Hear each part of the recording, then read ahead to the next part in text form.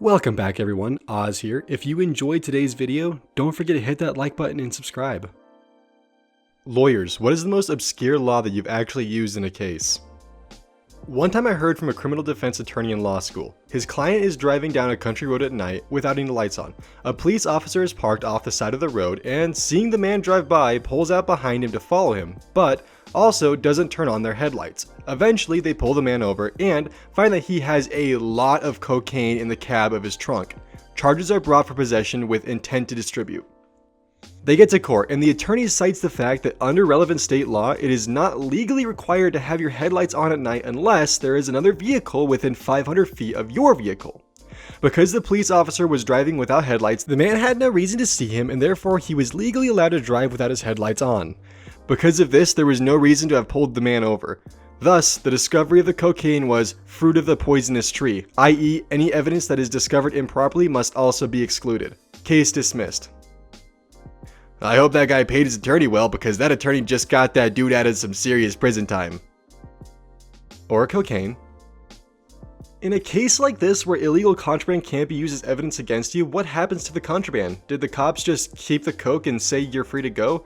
I can't imagine he gets it back, but they had no reason to take it in the first place.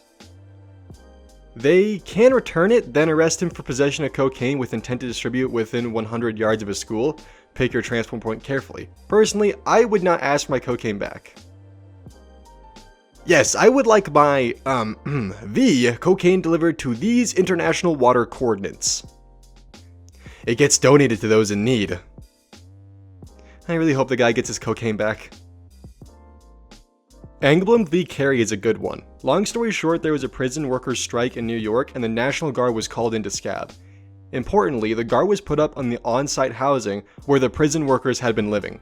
Here's the thing, according to the court, the guard are soldiers, and the on-site housing was private residence. As such, the decision to house them there actually violated the Third Amendment.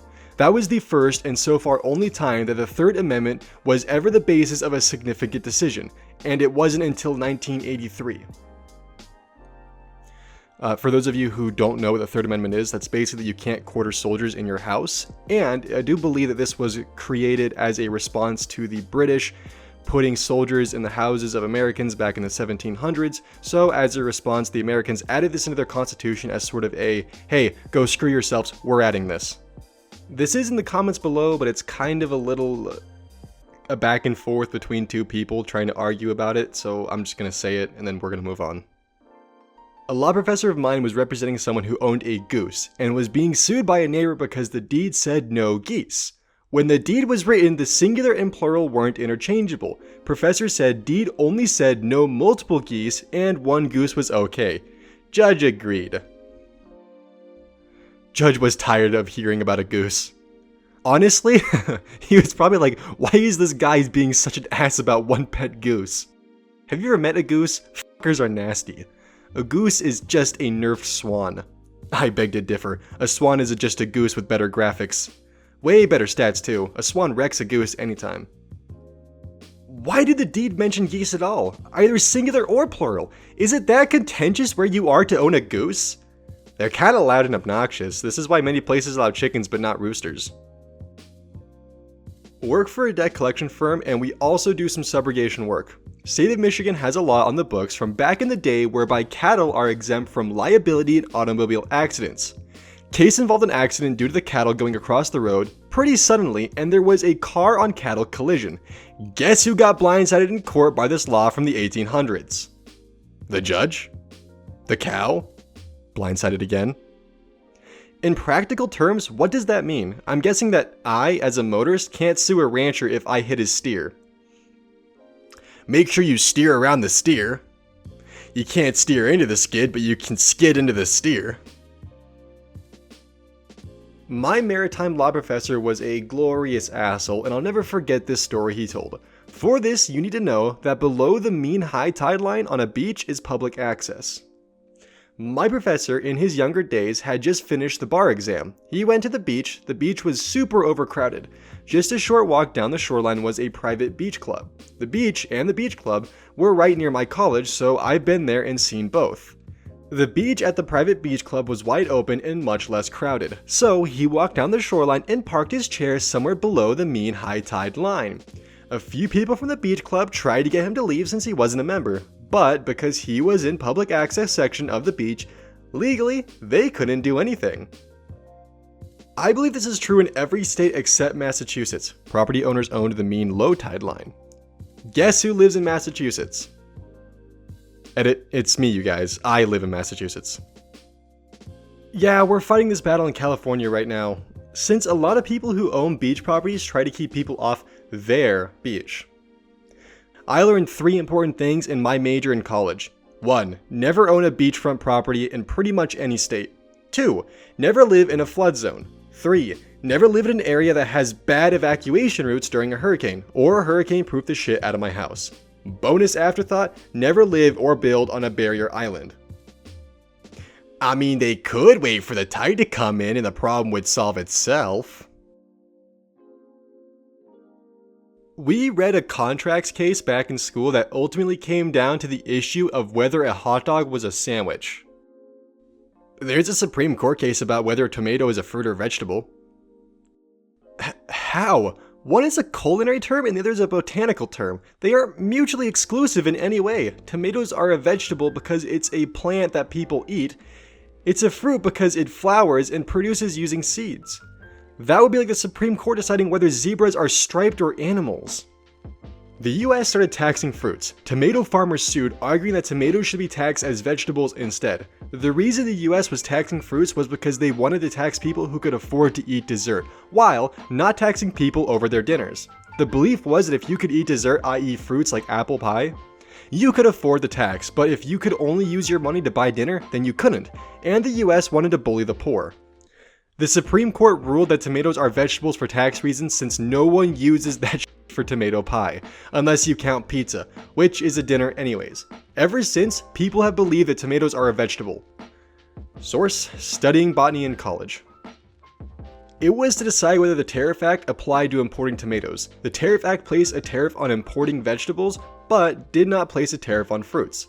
The case went all the way to the Supreme Court and was decided that the Tariff Act was clearly intended to use culinary distinctions when applying the tariff, and not botanical distinction.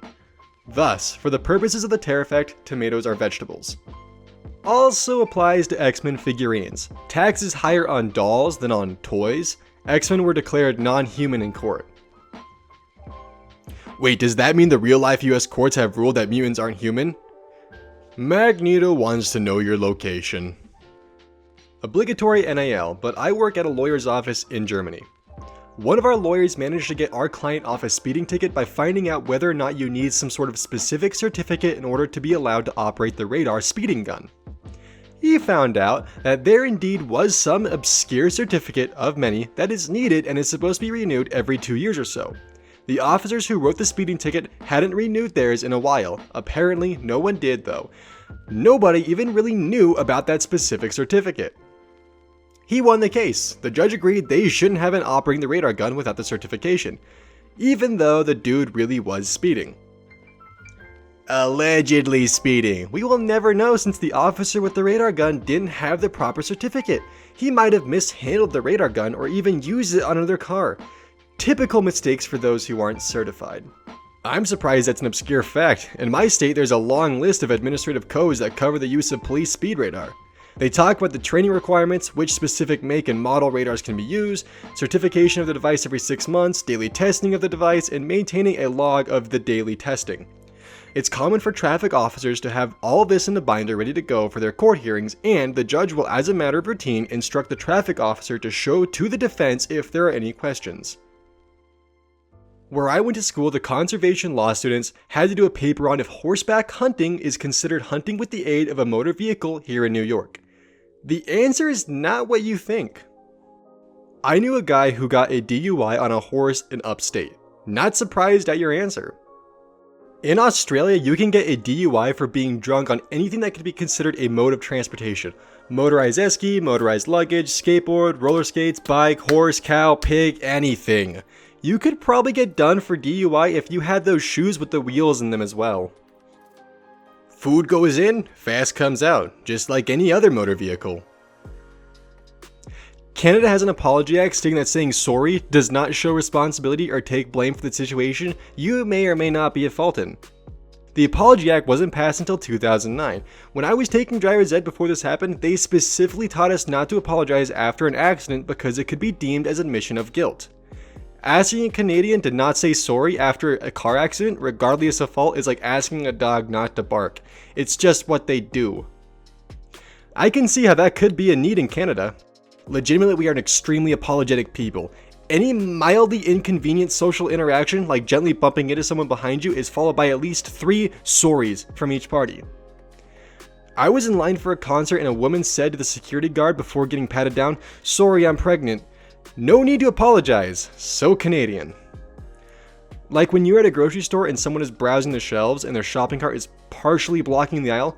"Excuse me, I'm sorry, but can you please move your cart?" "Oh gosh, I'm sorry, I didn't realize it was blocking your way." "Thanks, so sorry to bother you." "No, totally my fault, sorry about that." This is a totally realistic conversation with a total stranger in Canada. "Am from the southern US, can't confirm that real actual humans do this. Down here you have to add at least one sir or ma'am, or you're being a rude whippersnapper." If you enjoyed today's video, please consider subscribing, and if you would like to see more AskReddit content, feel free to check out the description below. And until next time, I'll see y'all later.